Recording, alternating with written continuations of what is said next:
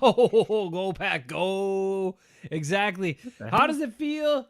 Everybody, for the first time in 30, I mean, Ben's hair is longer, but also in the first time in like 30 some years to not have Brett Favre or Aaron Rodgers on the team. To not have a jerkwad quarterback? It's great. And it looked great tonight. It did. It was nice. We were just talking about a couple things now. They're finishing up the game here. Got about 4 minutes left. The USFL MVP was in, but he got hit from behind and lost the ball, and the Bengals recovered it. That's fine. Okay, anyway, you're way ahead of me. Thanks for rooting for me. That's great. He's got a bunch of garbage linemen blocking for him. Which new 62 at center.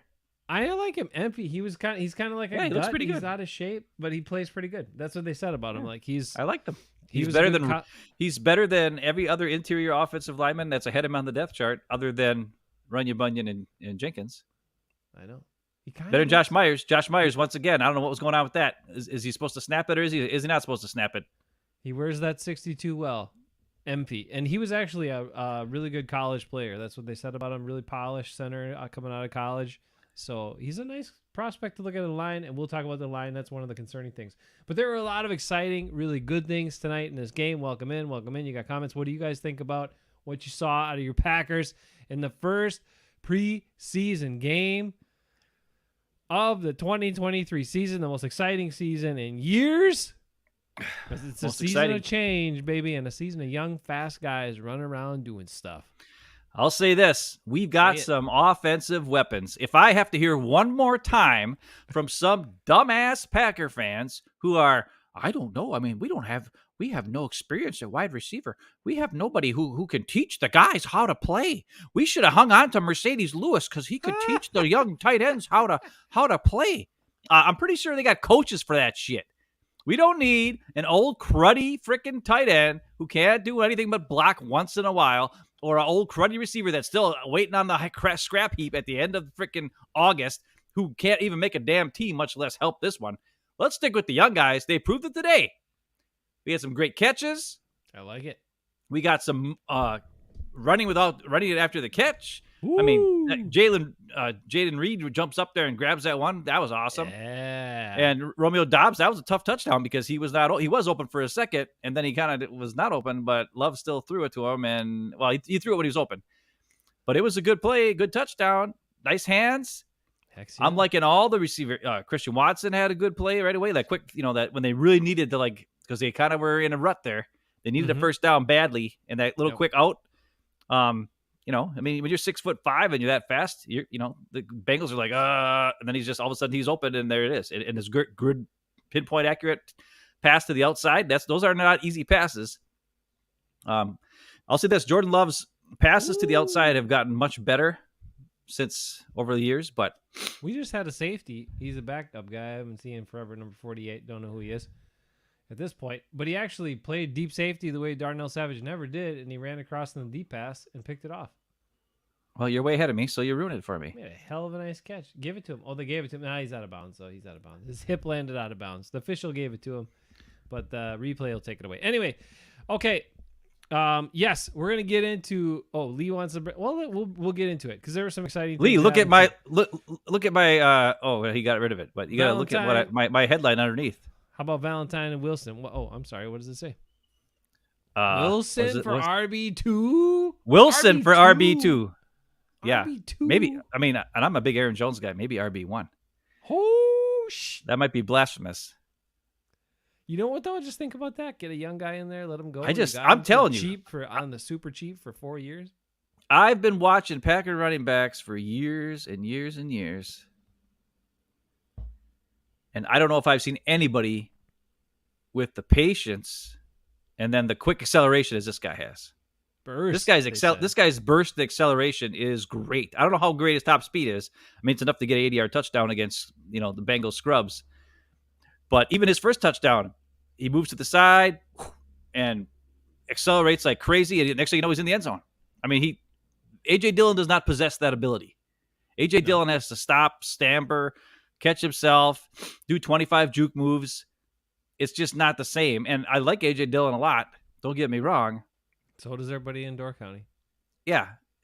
But for one thing's for sure, Patrick Taylor's days are numbered. Goodson, see ya. This guy Wilson, if he does anything like this again, he needs to make the team, make the 53. Period. Because after this game, if the Packers cut him now, he ain't making the practice squad. After what he just showed on this game, somebody's going to pick him up for sure. Yeah. Somebody wants a 5'10", almost 230-pound running back with a burst and speed. Yeah. I think a lot of teams are like, how didn't we not draft this guy? Lee says he was just texting his buddy. Wilson looked good before the touchdown. Even when he tripped on his feet, he was patient. The burst and the hole. Yep. And then the burst to the hole, he said. But, yeah, it's like those are – how many times you see it, right? Like running backs that are just too they're especially the guys that have burst and speed.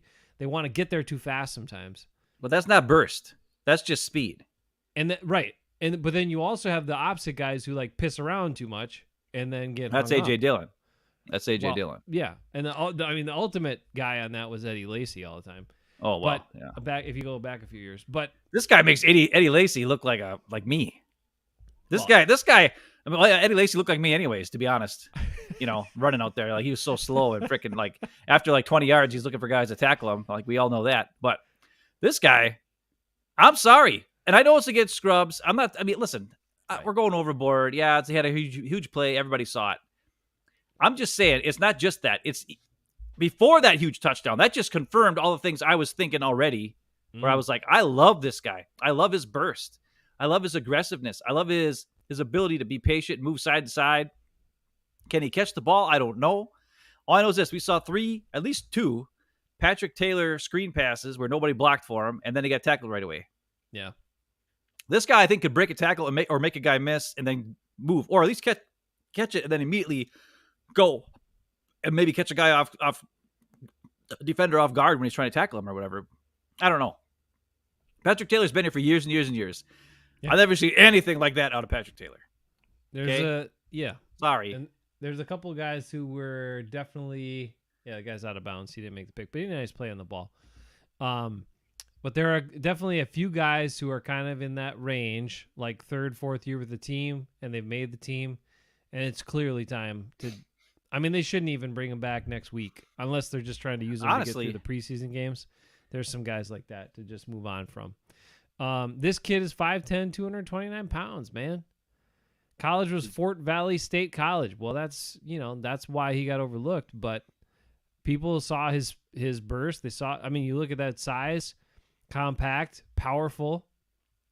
They said he didn't run, like, initial draft analysis was they'd like to see him run a little more physically, I guess, or finish runs a little more physically, but he looked pretty good to me in this game. I don't know, man. Hey, put him in a Packer uniform and stuff looks even better. So what the heck? Go with it. I'm a big running back guy, so I'm always loving. I know you do. That's why I was excited to see this happen and hear what you thought about it. Look, let's talk about your birthday, buddy. We got "World Is Yours." Here's a new commenter.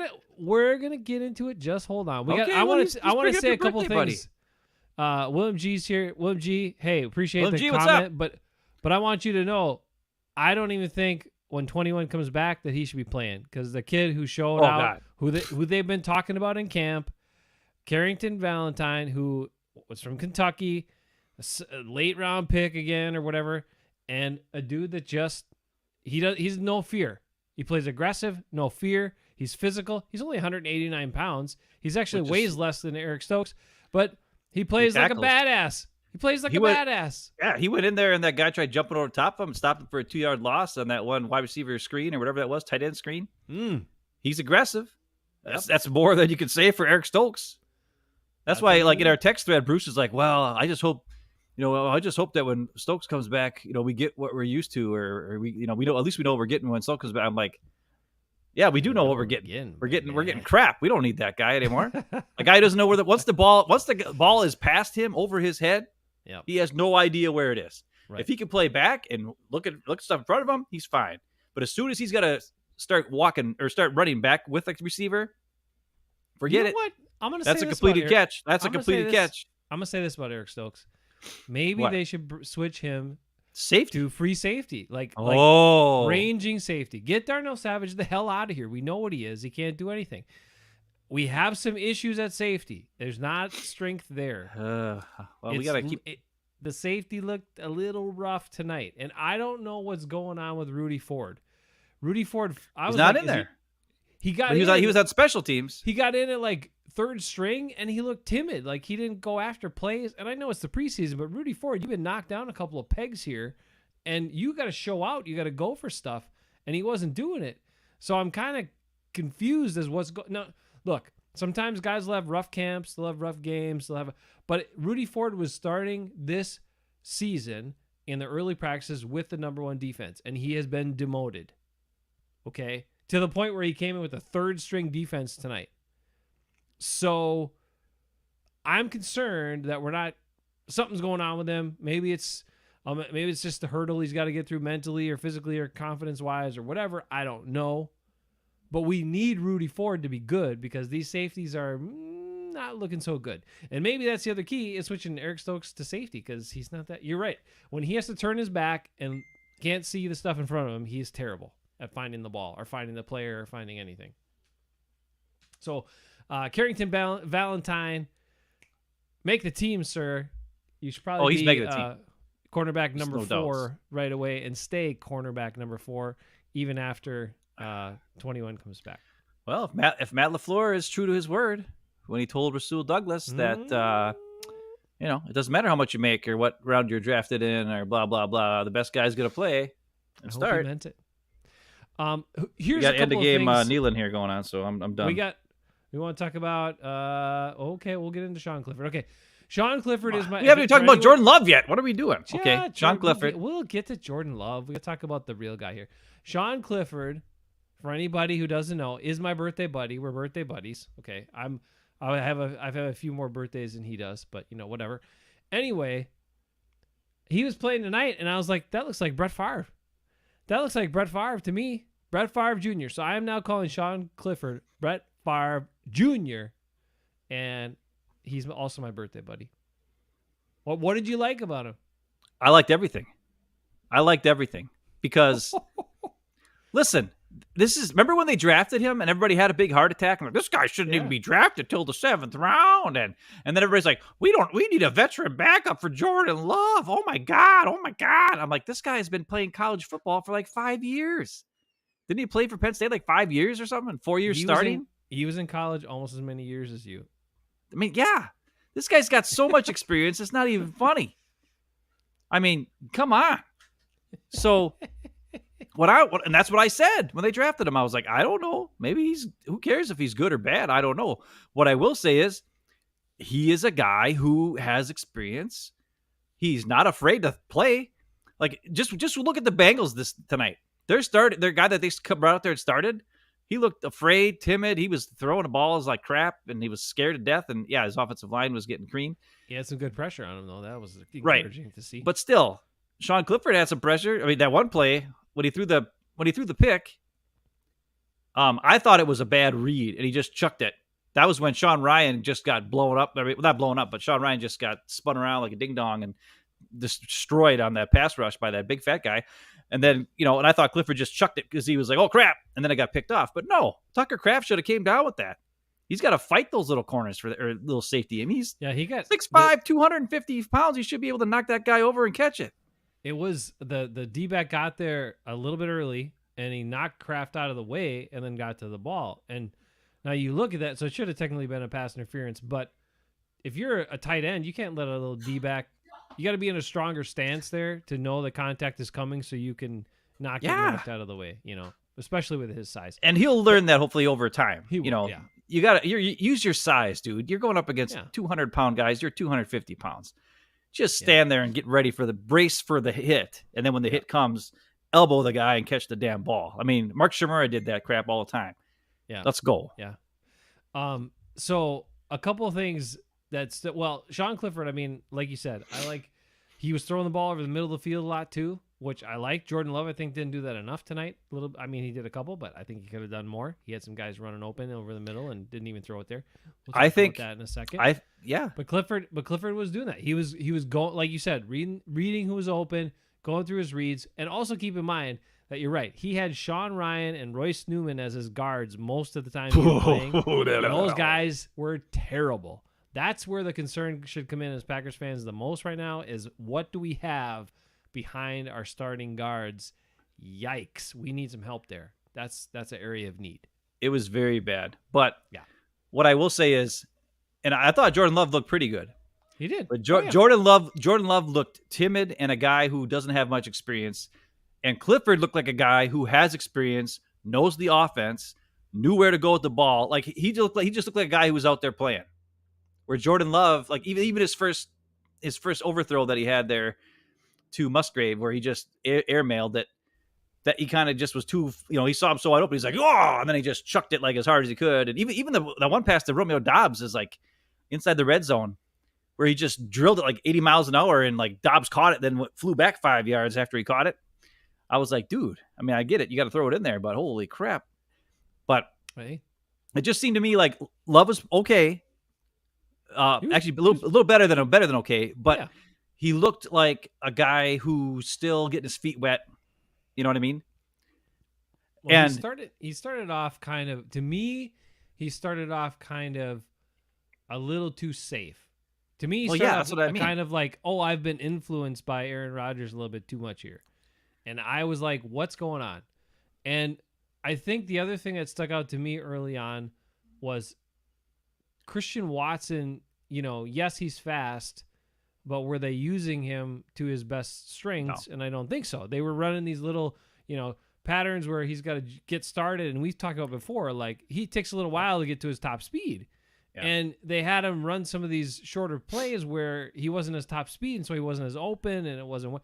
And you're just kind of like, what is he going to do with that? He can't do anything with that. Whereas you have other guys on the team that if they were running that pattern could do something with, like Jaden Reed in that spot, or one of these other quicker start guys could do something with that, right? So there was a little too much of that early on. And then like the ball Love threw down the left sideline early in the game that he missed Christian Watson on. He threw it a little bit too far inside, and that allowed the D-back the safety to come break it up. Jaden Reed's coming right over the middle, like 20 yards downfield, wide open. And he didn't even consider it. And I'm like, hold on a minute, like look at what's going on here. The one really encouraging thing to me is I saw guys from the first team offense running open over the middle of the field a bunch of times. And I saw it from the second team offense, and I saw guys open over the middle field a lot. So that's a change in this Packers offense that's super encouraging, and I like it. So hopefully guys, Jordan Love gets more comfortable throwing the ball over the middle of the field and does what he's supposed to do. Yeah, I think this is a good start for him. Yeah. I do. It's just, I'm just saying, Sean Clifford looks like a guy he looks like a perfect backup in the NFL, who the spotlight's not too big for him. He doesn't let anything bug him. He's going to go in, make some plays, move the offense, do the right move. Not afraid of the blitz. He looked pretty good in scrambling. He got to show some speed around the edge a couple times. I mean, I don't know what he is. I don't know if he's a starter in the NFL or what he is. But at this point, and I've heard, like, I watched the PFF guys this week. They were at the joint practice on Wednesday, and they said they thought Sean Clifford was average at best, if even that. And they thought that what's his face, Mr. XFL guy, should be the number 2. And I'm like, no, Clifford is the number 2 because he's got all that experience. And there, this guy won the XFL MVP. Yippee skip. I mean, I don't care if he can't run the offense. And he's only been there for a couple of weeks, so like, come on, give the guy or 3 weeks, whatever it's been. Clifford is already showing he can run the offense, do a great job. I'm happy with him. And Jordan, once he gets his feet wet, you could see he's got some serious zip on the ball, and he can really let her go. Well, his accuracy touch on the touchdown pass was like such a touch pass. I mean, you haven't seen a Packer quarterback do that in a long time. Really, just kind of float it in there like that and drop it in the way he did. He showed the drill. He showed the touch pass. He showed really good pass to the outside on the one I was talking about, the Christian Watson, when they really needed that first down. He showed a lot of good things. He did. But like you said, he maybe missed a couple guys open in the middle of the field. But I think it was all around. I thought it was a very good day for both quarterbacks. Now, they weren't going up against the number 1 starting defense of the Bengals right at the start. Like we weren't they didn't have all their stars out there, so that helps them look better, obviously. But still, for a guy who's first starting to be the leader of the team, and he owns it, and he's the quarterback, and all this kind of stuff. That the first overthrow, obviously, I think he just saw him so wide open and got excited and just chucked it too hard and overthrew him. But, and he can't do that crap in the regular season. He's got to freaking calm down right away and start playing better. So, but those are all good. Honest to God, I was like, nice. I was like, the quarterbacks look good. Both quarterbacks look good. The starting offensive line looked very good in pass protection. Running game, not so much. We had that one A.J. Dillon run where he kind of, plowed through about 20 dudes to get 12, 13 yards. That was awesome. That's the A.J. Dillon play. Just let him run straight. When he does that, he's great. It's when he stops and then tries to get going again. That's never a good plan. And that's the difference between him and Wilson, who, maybe Wilson should be RB2. I don't know. But whatever. We'll see what happens there. But the other thing is I was not impressed with the running game blocking by the offensive line at all. Okay. And we still had the good old Josh Myers. What's he doing? Is he supposed to hike the ball? Like half the offensive line, half the whole offense moved. Everybody on the right side moved. Right. Everybody on the left side didn't move. So something got miscommunicated there between somebody. Yep. But it looked like Jordan Love was expecting the ball. So I think it was the center over that those guys all screwed it up. I don't know. It's possible. But anyway, I wanna say one early observation too that I had. And that's this offense, right? And one of the key functions of this offense is they'll do a lot of, tight ends across the formation and do a kick out block on running plays, right? So the tight end's responsible for that. So then that also looks like when they drag them across underneath for a pass play and then bring them out on the opposite flat, right? Off of play action and stuff.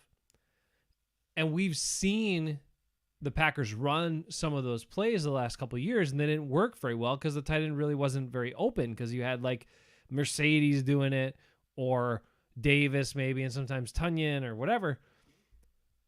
And Musgrave, they did that exact pattern with him and he got to the flat and the defense read it right away and the guy went out with him, but he just kept running further away from him. And I was like, holy crap, this play when you have a guy that's fast enough and knows what the hell he's doing works really well. And that was super encouraging to me because that's a staple play and a staple piece of play action, short play action from this offense. Not the deeper play action, but the short play action game is so predicated on that sort of stuff, like a guy dragging underneath and then hitting that opposite flat.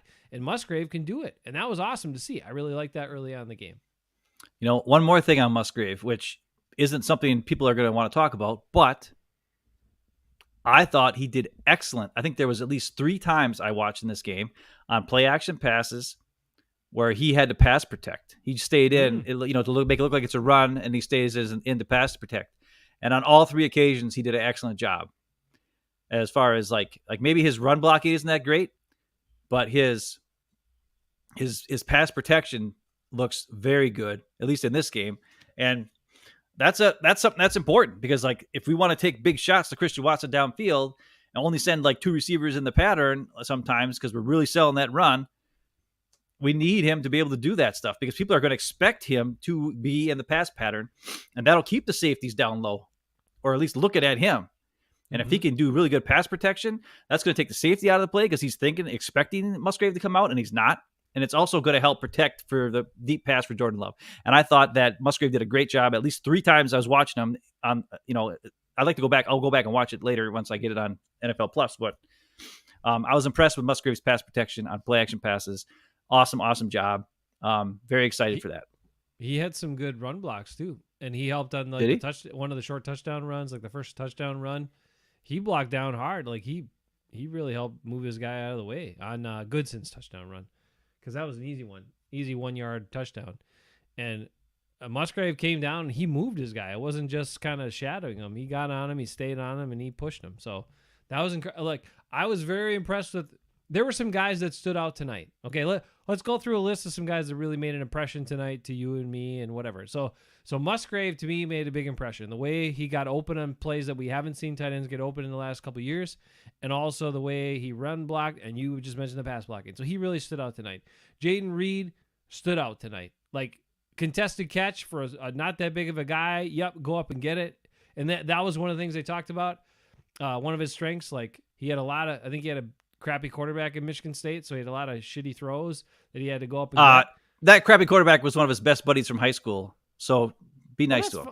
Well, it's fine, but he wasn't that good at throwing the ball accurately, so he had to go up and get the ball, right? So, and that was one of the things. Like, he goes up, and that ball's his. It's not a half-hearted effort going after the ball for him. He wants to go get it. And so he stood out tonight, too. Plus, like I said, he was open times that he didn't get the ball. He was open. This other... We're going to have to go back and examine this, and I want to talk through it a little bit about these receivers. Because I don't know how in the hell this is going to shake out. I'm really intrigued to see it. But let's go through a couple more things here. I like Samori Toure tonight. Samori Toure stepped catching up. Ball. Like there's that one, the first pass from Clifford to him, where there's like three guys all around him, and he just splits the defense, catches it with guys all around him, and takes another 10, 15 yards. I was like, woo! First of all, that was a Brett Favre pass right in the middle of like three dudes. But that's why I said Brett Favre Jr. Yeah, but Toure didn't like let it freak him out, or he just was like, "Yep, got it, good. I'm going 15 more yards." He had a catch on the sidelines one time, on the big when he scrambled, when Clifford scrambled and he threw it like on the scramble. That was a nice freaking pass where they really needed that too. Mm-hmm. That was right after the plays where he ridiculously good throw by him, really good throw and a great catch, and it was. I mean, holy moly! Like, I that's why I said earlier. I was like, it's so funny to go back and to hear all the news people, even like Tom Silverstein and those guys, they're still get OBJ, man, and Wood. They're still talking about, should we get? Oh, do you think they're going to get a? They even asked the question to Matt LaFleur or Brian Gutekunst. They're like, do you think we need to get a, just like a solid veteran receiver in the room? And then Goody's like, listen, these are the guys. We're good. They got a lot of talent. We're going to grow with our quarterback, and it's going to be something special. And the sad part is, like I was saying the other day, last week, or I think it was last week, we got all these offensive linemen on the team. We can't keep 12 offensive linemen this year because we have too many good receivers. Like, we can't let all these guys go. And they're all young. That's the other part, too. We have too many good young receivers. So when you let one of those go too soon, that guy could turn into like a superstar, and you missed out. Well, look at the Bengals receivers tonight. Without Jamar Chase and T. Higgins, it was like that one dude from Hawaii was pretty damn good. That guy was making plays. He was good, but the other guys are like that. One guy had to bobble it like 3 times, and all this other crap. What? Come on, Loudy, what's up? Anyways. Now you take a drink while my daughter's here making a bunch of noise. Great job. Good job. Anyways. I think there were a number of receivers that made impressions, so let's keep going through, and then we'll circle back to some of the things. But, okay, so here's another guy. So Wicks made some plays. He got some tough catches. You got Toure, like you said. Dobbs showed up well. Christian Watson is Christian Watson. Like, he's a monster. They need him. So I'm trying to figure out, how does this receiver thing all shake out? And Lee puts it out here. Thinks it's pretty easy, but I don't know. I'm not so sure, Lee, because he's like Watson, Dobbs, Reed, Toure, Wicks, and Heath. And Heath is a guy that they didn't think much of, right? Because he's another undrafted dude. Apparently, he even said he made some boneheaded decisions in college and some other stuff and whatever. But in the family night, he showed up. Tonight, he made some tough plays. He made that hell of a block on that guy, like drove him all the way out of bounds and 5 yards out of bounds, and then the guy got pissed and shoved him and got a 15-yard penalty just because he got his ass kicked. He's 6'2". He's got some size, and he's aggressive going after the ball. And then Wes Hodkiewicz, I watched the Packers Unscripted a little bit the other day, talking about how Bo Melton's he used the word phenomenal camp. So, I don't know. Like, how many of these receivers are going to make the team? And how do you decide? I think Heath has a spot on the roster because he is the closest thing to Allen Lazard. Matt LaFleur even mentioned him in a press conference earlier in the week, saying he's a goon. He's our goon guy. Well, we love goons around here. Well, that's what Allen Lazard was. So Malik Heath may be a goon-ish, short yardage goon receiver who can block and then sneak out. How many times we watched that one play of Allen Lazard where he blocked so many times that one time he faked the block and then just caught a freaking 3-yard touchdown because the guy was expecting him to block and then he never even covered him, right? Well, that's where Heath comes in. And the sad part is, Jace, I think your guy Bo Melton is going to be practice squad because he's just too small. He's fast, but he's small. And I don't know if there's a spot for him in this offense. That's the thing that's a little different with him because because Jaden Reed's got size where Bo Melton's just fast. And he's not as agile. And it scares me because I like Bo Melton too, but I don't see a way where he looks great in one-on-ones in practice. You know what I mean? Like when it's just him against the corner because he's so fast and quick. But in a game situation where there's linebackers and safeties taking up space and there's not as much room to work with as there is on one-on-ones, I think Bo Melton disappears in the game. So he looks great in practice, and then in games, he can still make plays, but he doesn't get open as much because he's such a small guy. Well, I was confused a little bit because they also had him play like he was like on the outside. I know a bunch of times on the formations. I'm like, why? Because he's fast. Okay, but I mean, I don't know. So I was a little and he doesn't block. That's the other thing. So do you want to have a guy who blocks playing in the slot? No, or a guy who doesn't block playing in the slot because he's going to miss. By the way, if we could please not have any more of these gosh dang wide receiver or running back screens. Like nobody blocks. Nobody blocks. These receivers can't block. On any team, they don't block. I mean, unless you have Malik Heath out there, but then everybody knows it's going to be wide. That's what happened in practice this week where Jordan Love threw that pick 6 in the red zone drills because the what's his face? I don't know what I can't remember his name is, but their cornerback was like, yeah, like they had 3 guys over there, and I knew 2 of them were going to try to block, so I just jumped it and freaking picked it off and ran it for a touchdown. And he's like, that wasn't Jordan Love's fault. You know, somebody should have blocked me, and nobody did because I read it. And if he reads it, and you look at the Packers over the last couple of years with Aaron Rodgers, that's all he freaking threw half the damn time. How many freaking wide receiver screens? I would rather see a run with the running back up the gut than a stupid wide receiver screen. Can we stop it with this crap, Matt LaFleur? I hate that play. I hate that play. And who's a receiver that they have that would be effective at that right now? Jaden Reed's probably the Jaden Reed. He's the only. He'd be the best. But all the throwing that to Dobbs makes no sense. Throwing that to Watson makes zero sense. Watson Toure, can't get going. No, like those Toure guys maybe. I like Toure. He's got a little bit of agility. He does a little bit, but he's not like that quick of a starter either. So like none of those guys really make sense to run that play to. So let's just take all those like where that was probably 25% of the pass plays the last 2 years there in Rodgers. God, yeah. Let's just throw those out. Let's get rid of out. Those. We don't get rid of them. We don't do every time you want to call that play, call a play action play instead. Yeah, I like it. I'll say this about Bo Melton. If the Packers can continue to make him seem invisible in the preseason games, then he'll probably slide through and they probably can get him on the practice squad. You know what I mean? Yeah. So, but if he starts to show up in the games and then they got to make a tough choice, then somebody might pick him up. You know what I mean? So that's kind of the thing. Yeah. I just think at this point we have so many. I'm so glad that they didn't sign like a, and I like Jarvis Landry, but they didn't go out and try to like give somebody some money to be a veteran in the room kind of thing, because these guys have talent and there's too many young guys with talent on this team, and it would just take spots away. Same thing with tight end. Yeah, you said that before, and it makes total sense. And Goody's even said it. This year was the first time I heard him say it in press conference, where people were asking about, Mercedes not coming back and some of these other things, and decisions. And he said it. He said these, we have these guys, we drafted these guys, these talented guys, and they need to play. And if you have a guy like that comes back, then he takes snaps for certain packages and formations and whatever. And that means those guys then aren't on the field and aren't developing and growing. It's a lot like, have you ever seen the Moneyball movie? I have not, but you've talked about it a couple times. Well, it's a good movie. Brad Pitt's not that great, but it's a good, it's fine. But there becomes a point in there where the manager of the A's doesn't want to play the guys that the GM signed, right? He wants to play the guy because he's like, well, this guy can't play. I don't want him out there. I'm going to play this guy. And then the GM's like, okay, well, I'm trading this guy and I'm trading that. He trades all the guys that he'd normally play. And he's like, now you have to play him. He's like, I put this team together to be this team, not what you think it needs to be. And he's like, I'm the manager. He's like, I don't care if you're the manager. The team works best with this team put together.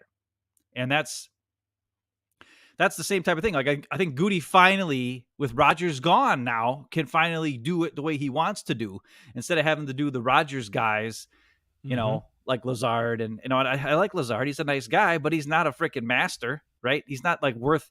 Like I think every one of these guys that we talked about today, including Bo Melton, is more dynamic and more interesting as a receiver than Alan Lazard, and can help this particular team better than Alan Lazard ever could.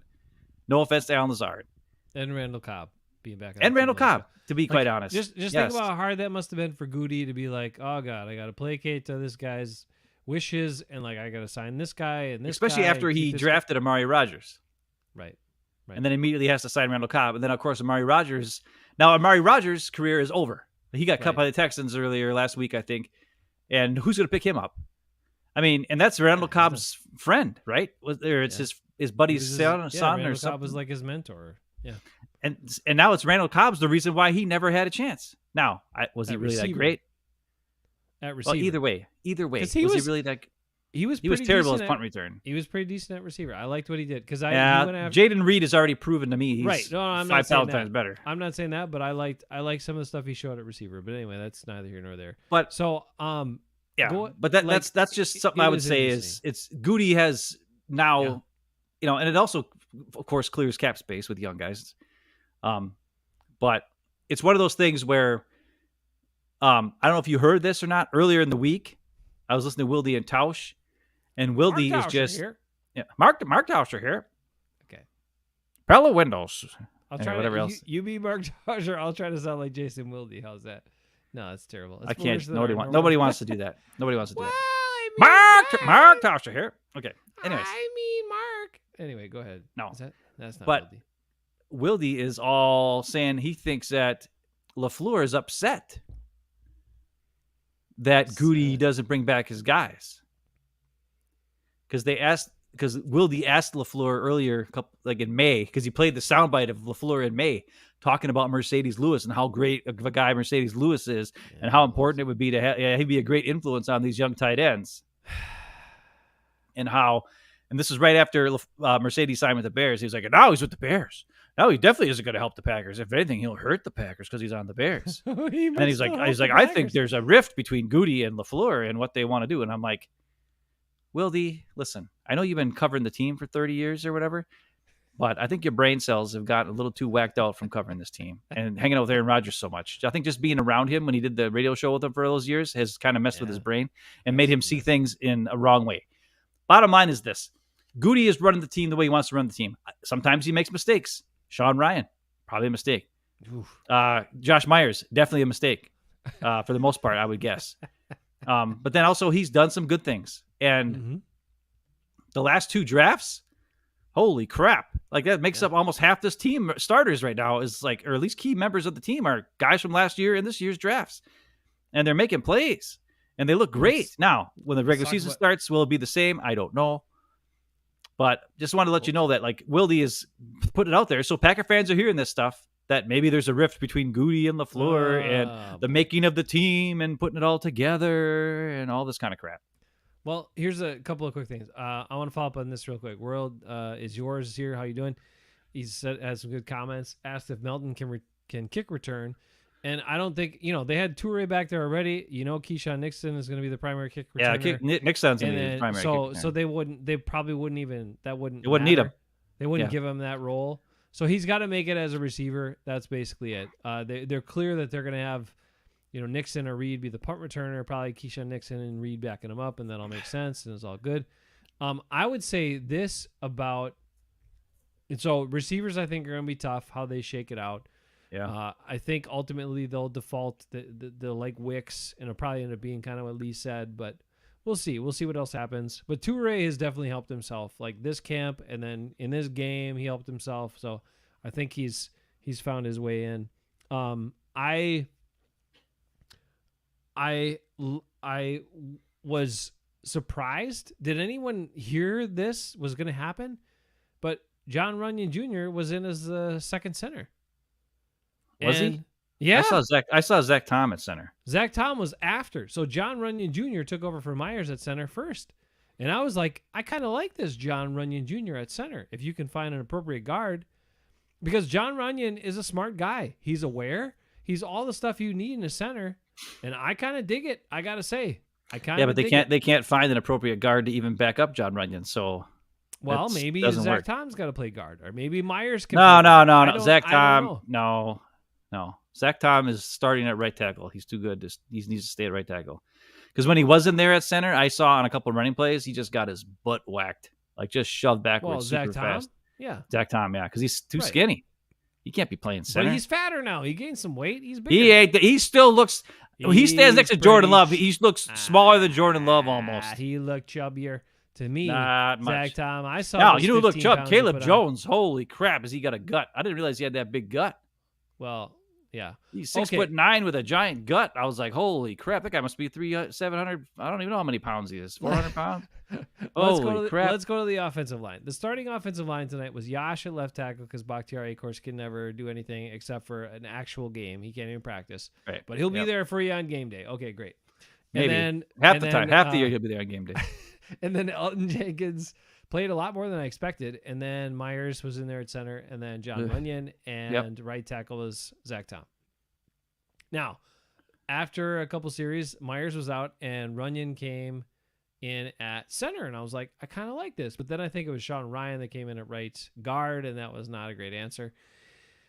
And then there was some other shuffling around, and then Walker was in a tackle, and Jones was in a tackle, and Tenuta got hurt, and he wasn't looking that good anyway. So all these guys they've been talking about as like potential tackles, we could move on from Yash, like we were saying a couple weeks ago. You can't. Yash, you can't. None of them are good enough. None of them are ready. They're rough. Well, they're all saying that these guys are doing good in pass protection, like one-on-one pass protection drills during practice. But like, there's one running play where, and I don't know why they keep making these damn freaking plays where you make your left tackle have to get in front of the guy lined up between the guard and the tackle. Yep. And he just didn't get there fast enough, and that guy freaking ran through there and just smacked the crap out of whoever the running back was. And I was like, and then you look at it, and Rasheed Walker looks like he sucks, and it's like, who the hell can do that?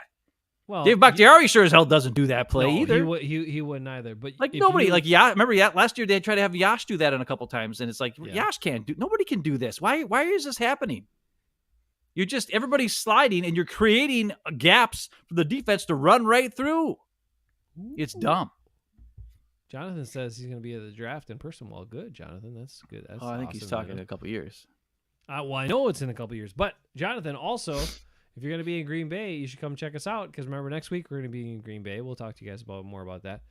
But let's finish more on some of this offensive line stuff. So the backup guards looks pretty rough. The backup tackles look pretty rough outside of Yash. So you need Yash as insurance because you don't know what you're going to get out of Bakhtiari, how many games you're going to get.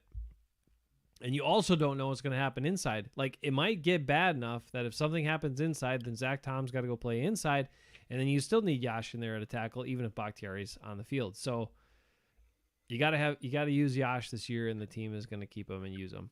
All I know is this: if Lucas Patrick gets cut by the Bears, they should sign him immediately.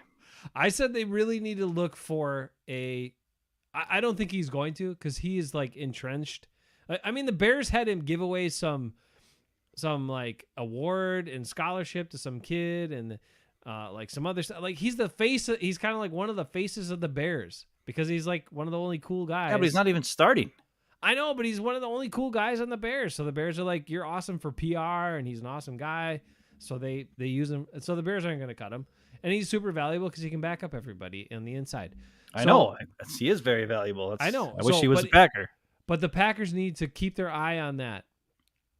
See who gets cut from these other teams, and if there's like a veteran guy who can back up multiple positions on the inside, they should sign that guy. They can't do this thing that they've done in the past, Ben, where they're like, oh, well, we got all these young developing guys. We'll keep them on the team, and they'll get better, and blah, blah, blah, blah, blah. Well, because if something happens to John Runyon or Elton Jenkins or whoever your starting center is, it's going to be a mess. Yeah. It's going to be a mess. So... Yeah. You're better at backup tackle right now than you are at backup interior lineman, which is scary. And that's not even saying much, though. And the other thing, and I don't want to be too negative, but the other thing that was very clear after tonight is Royce Newman should just be cut. It's time. Come on, he had 2 years I thought he was valuable No, because he knows every position and everything, but he's just not. he He's gets just not good. he gets pushed back in the lap of the quarterback by Yeah. powerful guys. He gets beat by quicker guys, like just flat out beat. He's not. He can't play. The only time he looked serviceable was against the fourth stringers while he was still there towards the end of the game. That's it. And Royce needs to go. And it should be one of those things, just like Goody was talking about a couple weeks ago in his press conference. You see these guys for a while, and then you kind of want to turn over the bottom of the roster and see some new people in there. And it's time. Just don't even. That's what happened to Danny Etling. Right, Danny. Well, but maybe the Sean Clifford was why they were like, well, I mean, we like Danny Etling, but Sean Clifford's, we like him a lot. So Danny Etling, we might as well let you go, man. See if you can catch on somewhere else. Yeah.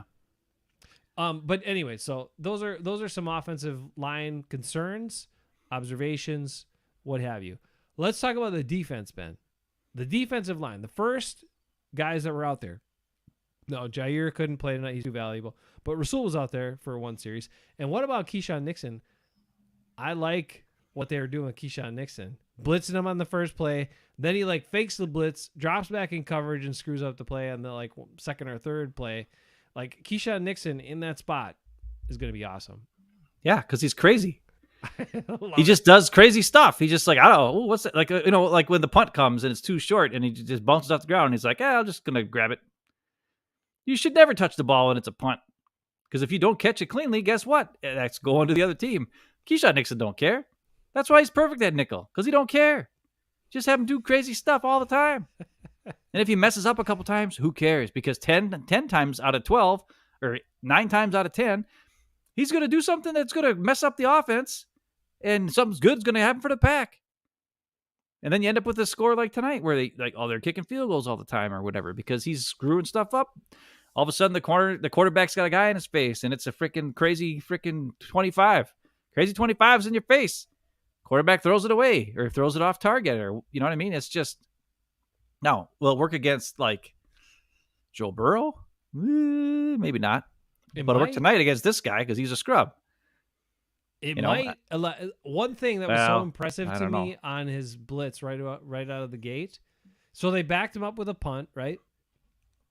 And then they ran this corner slot blitz right in the first play. But he didn't rush it. And a lot of guys would have like taken the angle on the back and maybe got pushed inside and give the quarterback an escape pattern on the outside. He didn't. He like faced up the blocker, the running back, and then forced the quarterback to kind of go out there and then attacked his outside shoulder and basically got the quarterback down right away on the outside. It was super smart. Like at first I was like, what is he doing? He's like pissing around. But then I'm like, oh no. He set him up to go out there to think he could get to the outside. The quarterback could escape to the outside. And then Keyshawn's like, no, you're not going anywhere. I got you. And he tackled him for a big loss. And then it was like, 2nd and 15 or 2nd and 16 or whatever the hell it was. So I just think there's so many cool things if they're going to play this attacking style that they can do with him from that position. Because even on the one of the plays shortly after that where he faked the blitz and then dropped out in coverage, like he came pretty far on that blitz before he actually dropped back. Like he took a step or two past the line of scrimmage and then still got back to cut off the pass play. So you could really fool some quarterbacks there to throw you some easy picks just because he has that ability to change direction. He's got the speed. He's got the quickness. Like Keyshawn's going to be, I mean, I don't know how the Packers didn't realize this last year. I'm not sure, but I'm glad they are now because he's going to be awesome in that slot spot. And then Sully was doing what he does on the outside. And I'm looking great. Right. This defense is, and then a lot of penetration and a lot of pressure from the guy. No, Kenny Clark didn't play, Ben. But so we had a lot of penetration, a lot of pressure from all the other guys. Interesting. And I just see it all. Yeah, I know. I was after a while, I was like, wait a minute, who's 96? And I'm like, who is 96? I didn't know who that was. Colby Wooden, who dropped back and almost made an interception on a screen pass. Yeah, I know. Like, damn. Yeah, those guys. He looks bigger than I thought he was. Because he's only listed at 277 or whatever. But I think it's because he's just skinny. Like he's got a skinny waist. He doesn't have a gut. He's like a monster, dude. Yeah. Now, the And one TJ guy, Slayton made a play one time. He got in there. I'm going to say this. TJ Slayton looked, I don't know. He looks dramatically different from 2 years ago. Like, he was consistently pushing guys, holding his own against double teams. Like, I am impressed because I was not a TJ Slayton guy. Like, his rookie year when they were like, "Oh, we got this big guy," he really he was switching underwhelmed. from offensive line, D tackle. He really underwhelmed. No, that was the other Slayton, Chris Slayton, I think. No, that was TJ Slayton.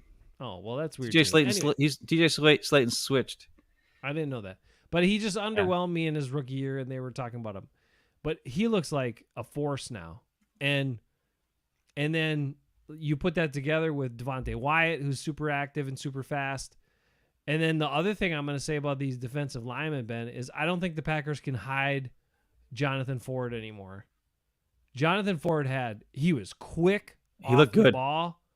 There's one play where he's a big man. Soon as the ball was snapped, he was like a yard in the backfield, like before even the other two guys on D-line even moved. I was like, what the crap, Jonathan Ford?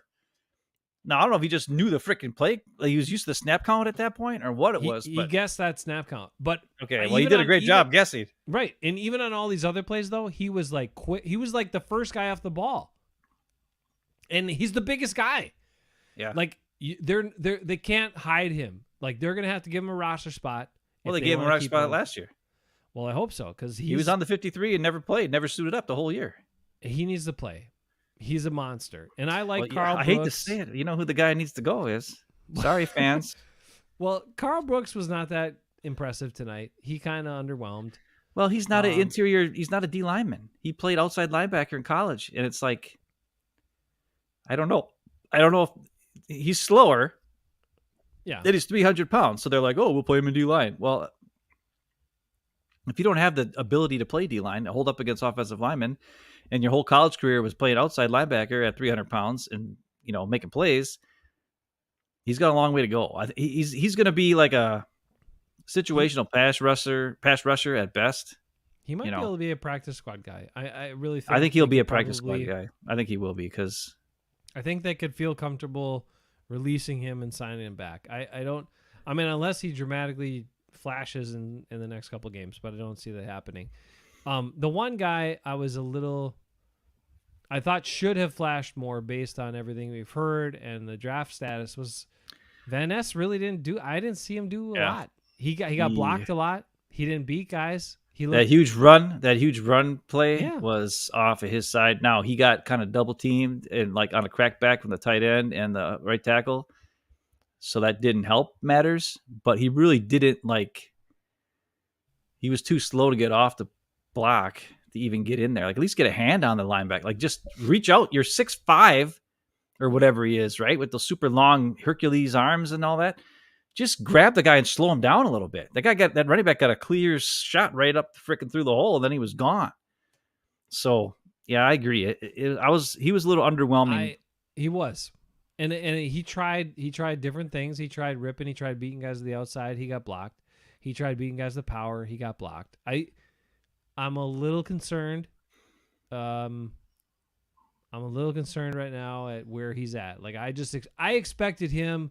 Especially because he wasn't with the starting units, I expected him make some plays. Let's see you do something against some of these like second and third string offensive linemen. I didn't see it, so I'm a little concerned about that, considering how high he was drafted. Now, he's a young guy. There's plenty of room to grow, all that sort of good stuff.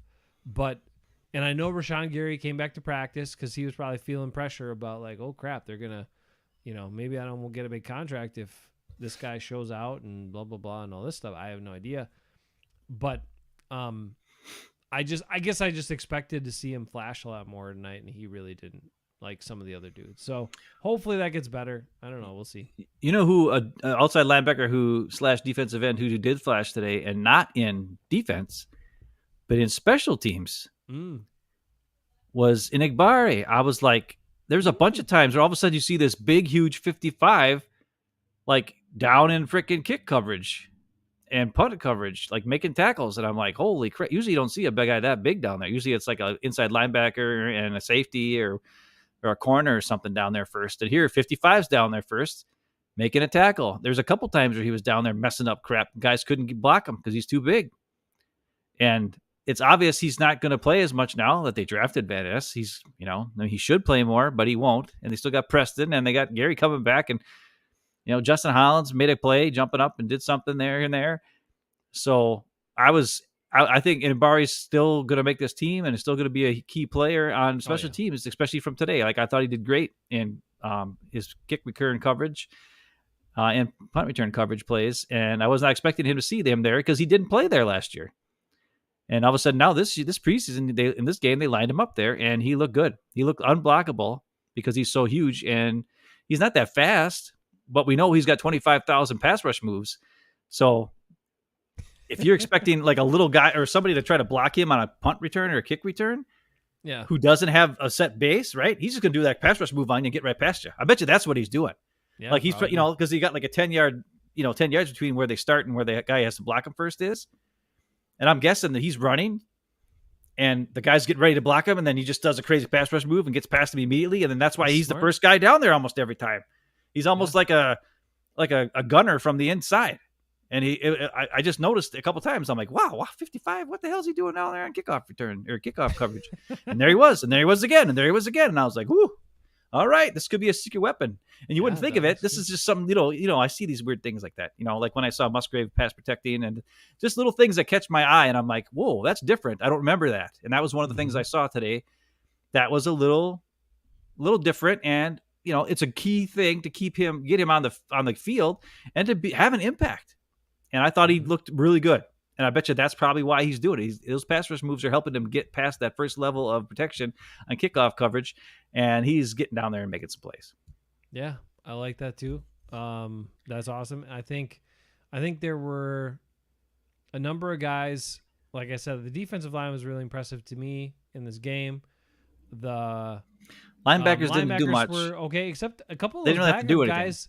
A couple of those backup guys showed at least they were aggressive and they attacked plays and beat blocks sometimes and stuff, which was cool. And then the corners looked really good. A lot of them. Safeties were bad. And the safeties looked sketchy. The thing I saw was this. Whoever 30 is, that's Moore, right? Moore, yeah. He was always there. Like whenever there was a play, the guy caught it. Yeah, and then didn't you notice that to me? It seemed like whenever there was a run or a completion that actually happened for the Bengals first team or whatever with this quarterback, the second team, whatever it was, 30 was there, but he wasn't aggressive. You know what I mean? I don't know if he was supposed to be covering the guy. I don't know if he's supposed to be in a zone with the guy. I don't know if he was supposed to attack the play. But it always seemed like every time that the Bengals did something positive, which didn't happen very often, 30 was the guy who was there, and then he wasn't there soon enough to break up the pass or make a play or something like that. And why he was starting, I don't know. Because from what I hear, Jonathan Owens was the guy starting with, maybe he was out there too, but he just wasn't the guy who was always getting picked on, where this 30 was getting picked on. So he's going to, in the if you look at the stat sheet, he's probably got like 10 tackles in this game in the first half, but it's because he wasn't aggressive enough to break up passes. And on that one huge running play, he just took a bad angle and didn't you know what I mean? And he had to chase him down and tackle him at the end on the big running play the Bengals had in the first quarter. And I don't know what was going on with that guy. And why is Rudy Ford not out there? Because Rudy Ford, I know, would bust that shit up. Well, he'd smack a dude. He didn't look like it tonight. Well, that's why I would be a little upset too. I get it. I mean, if they're playing these, and I'm watching this 30 go out there and he's getting freaking, like he's always in the right place, but he never makes a play. That's the thing. It was the AJ Hawk plan. Yippee! Yeah. You're always in the right spot, but you never make the freaking play. Like you make a tackle 8 yards downfield. You make the tackle after he catches it, and it's a first down. Awesome. You had 130 tackles, and then all of them were freaking for giving the other opponent the first down. That's not playing defense. Playing defense is like Corey Valentine, who freaking busts up passes. That's good. Or a safety, the 26 for the freaking Bengals, who jumps the freaking pass and knocks into freaking Kraft and picks it off. And they got another pick later on in the game. Because that guy's aggressive and attacks. Right. Moore was not aggressive and didn't attack, and it was continuous times where he was the guy there making the tackle too late. That's not good. That No. was what Owens looked like early too. Owens looked. I mean, he was in the right spot, but he was passive. He made a couple of bad angles on some plays early on. He looked bad. So that's why I was like, where's Rudy Ford tonight? I think he'll be running with the ones next week again, the way these Did guys Savage looked. not play? I don't even remember seeing him out there. I guess not. I had the Bengals coverage that I was watching. Oh, okay. So it was like I didn't get to, you know what I mean? Like they didn't talk about the Packers that much. They talked about Sean Clifford because he's a Cincinnati guy. They talked about, didn't record a stat, but that's not unusual whether he's in the game or not. Oh, that's not nice. Oh, sorry, but it's true. But anyways, no, I don't think he played. With as good as the D-line played, as good as the corners played, if the safeties stink, you're going to see what we saw tonight. We're going to see a lot of field goals by the opposing offense because the safety play is not stopping them from getting the first down. They're stopping them from getting touchdowns, but there's not stopping them from scoring points. I mean, how many freaking field goals did they give up tonight? That's against a quarterback who looked timid. You know, he looked way worse than Sean Clifford did, if you ask me. The Bengals guy had started tonight. So I don't know. Safety could be the big problem with this team because it doesn't matter how good your corners are. It doesn't matter what your defensive line does. If they're not getting back there fast enough, the safeties are just sitting there. Maybe they're coached to just sit there and wait. But if that's what they're getting coached to do, I would quit. I'd be like, no, because you're making me look like a chump. Yeah, I'm getting a lot of stats tackling, but I don't know. They didn't even have that many. Like I said, isn't Owens one that's like a girlfriend of Simone Biles, I think? Yeah, 34. He's 34. So, like, I mean, that's all a nice story and everything, but and I've heard I don't even remember him playing. Maybe he's looking so good. He's taking over the ones reps with Savage and blah blah blah. But he played early in the game. He took a couple of bad angles on runs and missed. Like he got behind the guy. It was like ha style, and I was like, this doesn't look good at all. That's why I was calling for Rudy Ford. But then Rudy didn't look comfortable either. So I don't know what's going on with the safeties. They need a better coach.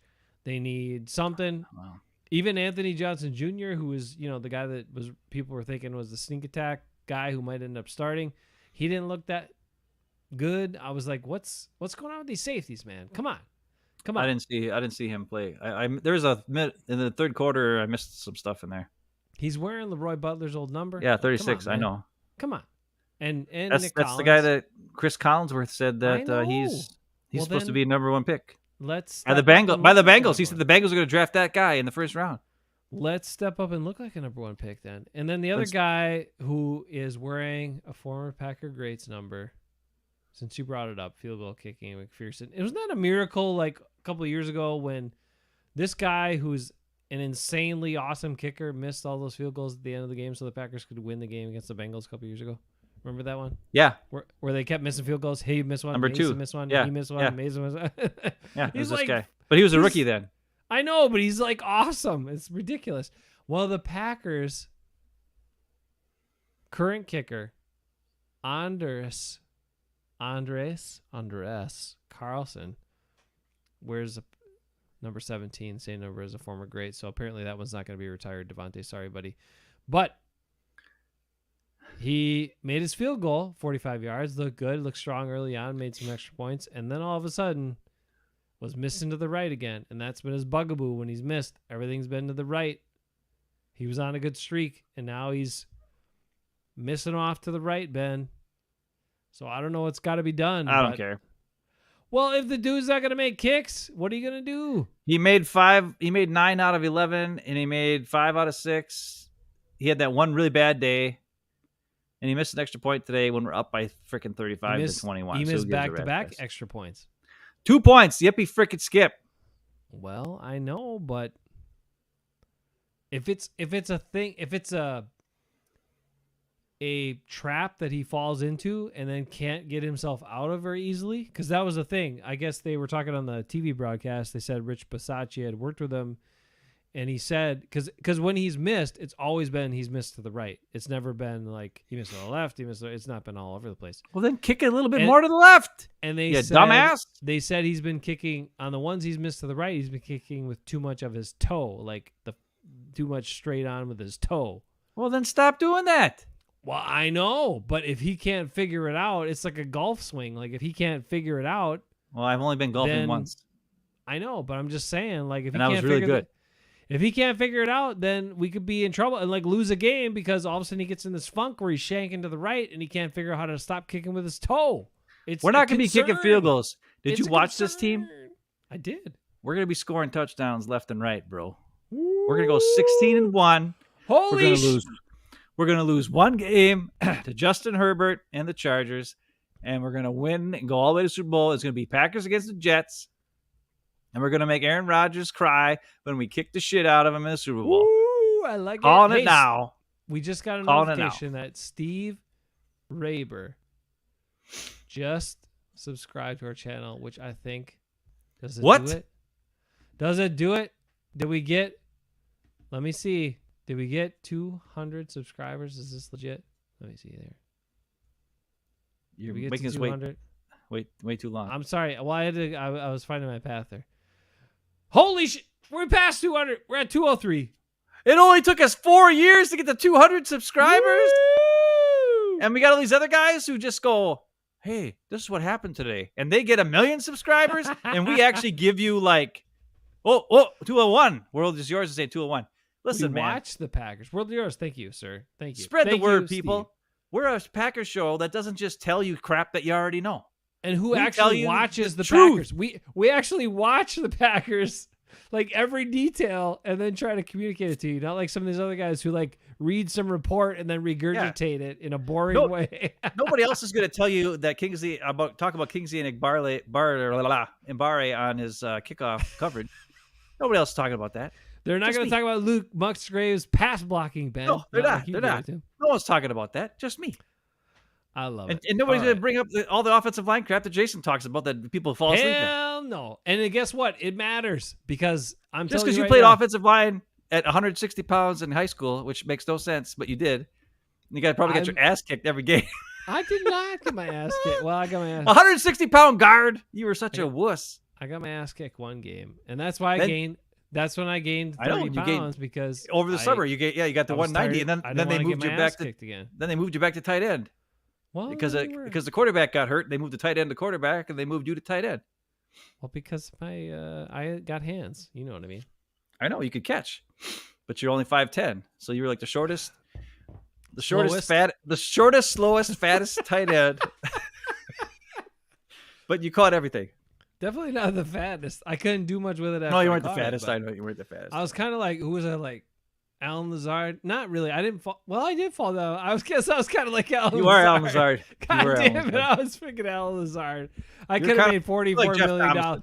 If I would have became Aaron Rodgers' friend, I could have made $44 million like Alan Lazard. Anyway. Except Alan Lazard is 6'5" and falls over. You're 5'10" and fall over. That's the big difference there. Good point. Okay.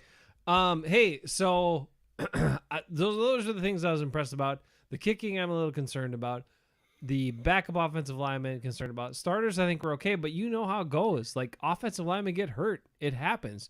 Like, there were plays tonight where Royce got his ass beat and almost took out, like, John Runyon's knee and Sean Ryan's knee and stuff like that. Stuff happens. You got to have depth. It's a little concerning. But I love the young defense. I love the aggressiveness on the defensive line. There's a lot of really good signs tonight. Here's the question I want to bring us back to as I'm finishing my Giant Jones beer. It was this one tonight. Ooh, a Belgian style double IPA. Is that a guy? It's kicking in. I think it's a girl. I'm not sure. Doesn't matter. It looks like it's the Cyclops either way. 9.2 ABV. Anyway, it's very good, but it has some kick and some punch.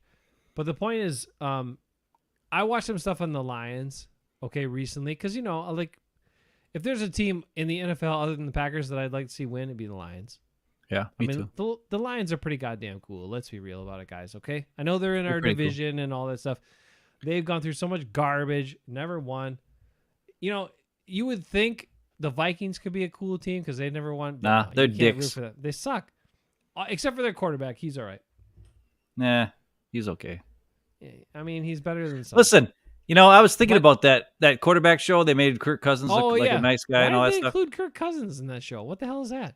I don't know. But I just watched Hard Knocks episode 1, and they did everything to make Aaron Rodgers seem like a cool guy. And it still didn't work for me. But if they can make Aaron Rodgers seem like a cool guy, they're probably making Kirk Cousins seem way cooler than he actually, or nicer than he actually is. So those were early practices, right? They already said that the monster is already starting to come out. And yeah. Well, he knows that the camera's on him too, so he's being extra nice, and he's helping the young guys, and and Garrett Wilson is so excited because Aaron Rodgers is teaching him all. Okay, all right. I don't want to get into Aaron Rodgers stuff.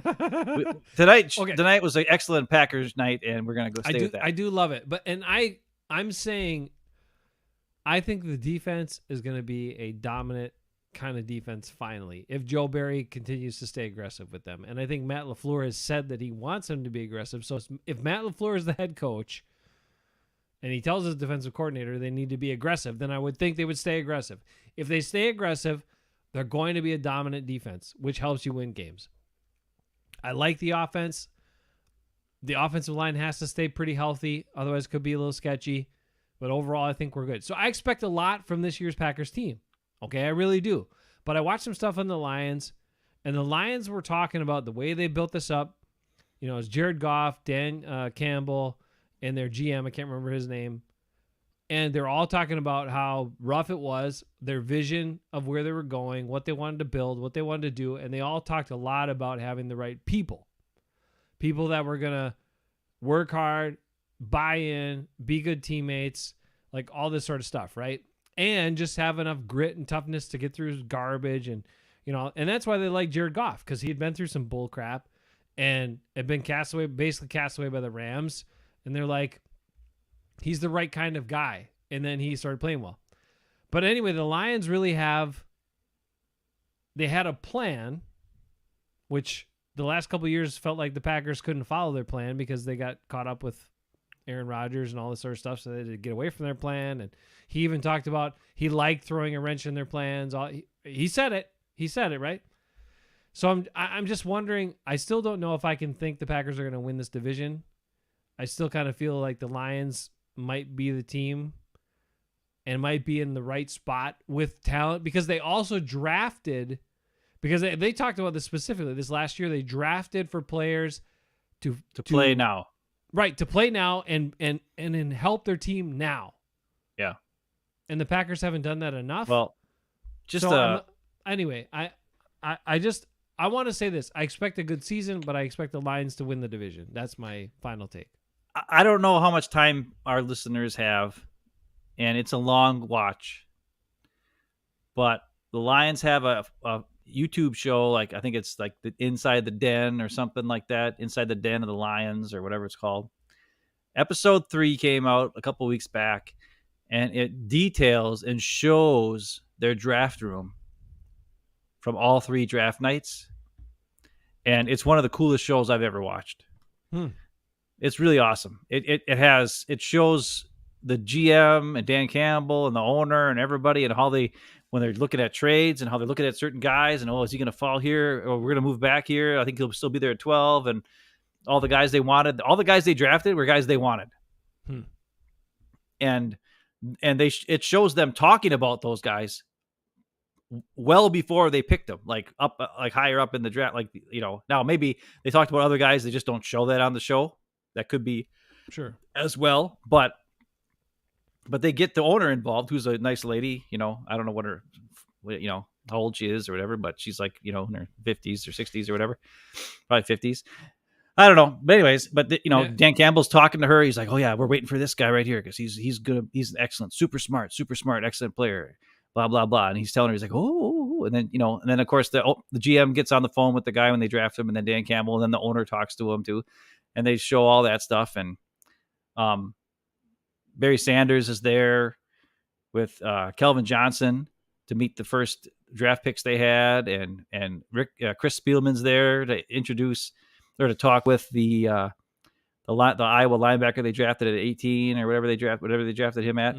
Right. Just to kind of talk to him when they first shows up. So they get like the veterans, or these guys that are these legends of the Lions kind of guys, like Spielman and Barry Sanders and Kelvin Johnson, to show up and talk to these guys. They probably paid him to be there, but whatever. But they send him in, and it's just a really cool show. It's like an hour long or something. But it's a nice look into what the draft room might be like, especially, it's exactly what the Lions draft room was like, and how they would make it trades, and they were doing stuff, and it was really interesting and cool. It was really cool to watch, and it's different than how Goody describes his draft, because Goody always talks about having guys and having his board and letting the board come to him and blah, blah, blah. And the Lions targeted specific players to fill starting roles on this team because they've already done the build, right? The last 2 years was their build up, and now they want guys to play, which is why they drafted the safety in the second round or third round, wherever he was. They drafted Laporta to be the move tight end. They drafted the linebacker to start. They drafted that running back, and it was a really cool watch. So if anybody, it's like an hour long though. So it's got to be a day where you're hanging out and you got nothing to do, but you want to watch it. This is not something where, like, at work, I listen to YouTube all day long. I'm not watching it.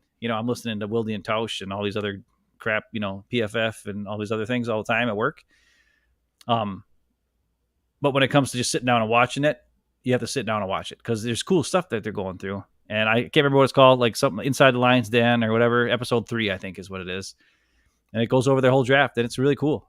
And it'd be cool to watch a Packers show like that, but and yeah, it's produced by the Lions, so like they're really making it look good. They're making the Lions look good, and everybody, you could tell it's produced by the Lions, sure, but it's still cool. It's still a cool look inside a team, and it's really cool for Lions fans. So there you go. Hell yeah, you should. Come on, let's be real. If Packers aren't going to win it, you should root for the Lions to win stuff. But anyway, and never the Vikings. Oh my God, Vikings, terrible. Any other takeaways from tonight? Even though we have friends that are Vikings, but those were some the young guys. A lot of young guys showed up, and I was really impressed, and I liked it. I liked the approach of playing some of the guys. Because come on, let them play football, man. Let them dress. Let them play. I would have liked seeing it team wide, unless you had some sort of nagging injury or something else. Get them out there. I don't care. Jair should have been out there. Kenny Clark. Kenny Clark should never be out there. Anybody who's new to the show, I'm sorry. I'm just not a Kenny Clark guy. I'm just not. Not. You know what I did this week? I went and I listened back to our D-Bag, our D-Bag 53 D-Bag show era team. Oh, that was really good. It was a great show. God damn. It was a great show, and our roster was so much better than the 14 Packer expert writers that put their bullshit. Except we had an extra spot. We missed a spot. Oh man, we could even include. When you go back and listen to it, there was one more guy we could have had. You said Jeff Thomas, and we could just add him in there. Yeah, we just had Jeff Thomas. That works. And then we had all 4 of the guys from the wedge, but you can't run a wedge anymore. But that's all right. They would adjust because we'd have Lamont, Bernardo, Keith, and Jeff Thomason as the awesome wedge, which is the reason why Desmond Howard scored the touchdown in the Super Bowl. Yep. Nobody ever talks about that anymore. All they talk about is Desmond Howard, the MVP of the Super Bowl. Well, without Lamont Hollandquist, Keith McKenzie, Bernardo Harris, and Jeff Thomason, he wouldn't have got very far. That's all I'm going to say. Now, he did break the tackle. The guy face masked him, and he broke that tackle and ran for the end. So it was awesome. But, it was that wedge that was the thing that made it great, because it wasn't like he was a great punt returner. He was okay punt returner. He was a kick returns that he scored all touchdowns on. I know Nico still listens to our shows sometimes, like the replays of them. Like he'll go find them after. We don't catch him live too often. No. But if Nico had just been online that night, we would have discovered Keith McKenzie way sooner, and that would have fixed many things. Like that would have fixed the edge thing, and that would have fixed like all these things. Yeah. Well, we fixed it eventually. I know. We got there. We didn't forget him like all the writers forgot Adam Timmerman, which is just ridiculous. So, I can't even understand that. Like all the guys they were throwing out there offensive line wise, and they missed that one. Like the dude was a 4-year starter for the Packers. They didn't want to pay him, and then he went and started for the Rams, won another Super Bowl, and started for a bunch of years, was a Pro Bowler. Like how the hell do you miss that guy? Dumb. Anyway, whatever. Okay, well, it was a great game tonight. Good first action for the Packers. Couple of concerns, but they'll get worked out. And I love where we're headed. It's really exciting to see all these young guys too, man. They're excited. Yeah. They're playing together. They're having fun. Like all the, wide receivers were dapping up Toure after his return, like late in the game. I mean, the guys were into it, Rasul's like dapping up guys. Like it's good stuff. So I'm expecting a lot from this team, and I hope Joe Barry unleashes his defense, and I hope Matt LaFleur in the offense just do whatever they got to do to win. I mean, I don't know, man. I don't know. Well, you know what I'm excited for? What? I'm excited to see these guys in person. Say it. So get ready. Anybody who's listening, me and Jace are going to be at Packer practice on Wednesday and Thursday. Holy for the joint practices with the Patriots. Mostly I want to see Bill Belichick out there. What if we interview Bill Belichick? Maybe he'll talk to us. We're not going to interview anybody. Nobody will talk to us. Damn. But we're going to be there, and it's going to be awesome to see all these guys in person. Just like last year, we saw some things. We saw that Sean Ryan looked really bad. We saw that Josh Myers looks great in practice, but he stinks in the game. And he looks great blocking fellow offensive linemen. Yeah, that's what it was. Yeah, you're right. He looked really good against other offensive linemen. That's what it was. Yeah. We also saw that the offense looked absolutely terrible with Aaron Rodgers as starting quarterback last year in the preseason, in practice, anyways. And to be quite honest, the offense doesn't look that great so far against the starting defense of the Packers, but they look pretty good tonight. So we'll take that. There you go. Yeah, I'm excited for it. So Wednesday and Thursday, and the thing we're going to try to do, we'll do some live spots after, and we'll do some shows and plug in after we get our takes after practice. And then we're going to try to do, I'm going to talk to the people at Mr. Brews when we go over there and see if they'll let us do like a live show from Mr. Brews. Well, it's got to be Wednesday night or Thursday or Tuesday night because I'll be gone by Thursday. I got to leave right after practice. Damn. All right. Well, then it's got to be Wednesday night. I'll see if I can make it happen. We'll see what happens. All right. Mr. Brews. Right off of GV. If you're in the area and you want to stop by, we'll give you the time. Clam chowder, that's right. I don't know what that means. I don't know where Jonathan's coming with all this stuff. Val was hot. 12-5. Billy Boy, clam chowder. I don't know what all that means, Jonathan, but at least you're making comments. I think Jonathan has had a little too much ayahuasca. I don't think he does that. He maybe I don't know. Too much clam chowder. All right. Wilson RB2. Wednesday, we'll see if it works out. Just remember, Sean Ryan is the next coming of Brett Favre. He's Brett Favre Jr., except he is more athletic because he can run and juke guys out of the shorts. He looked pretty fast. He looked pretty fast. I said Sean Ryan. Sean Clifford, my birthday buddy. Sean Clifford is the guy I was just talking about. Sean Ryan's juking nobody out of his shorts, and he got juked fast. He got juked really bad, and then Sean Clifford threw a pick, but it wasn't his fault. It was Tucker Kraft's fault. Box that guy out, god dang it. Come on, Tucker. Play faster. Play stronger. And I like Sean Clifford.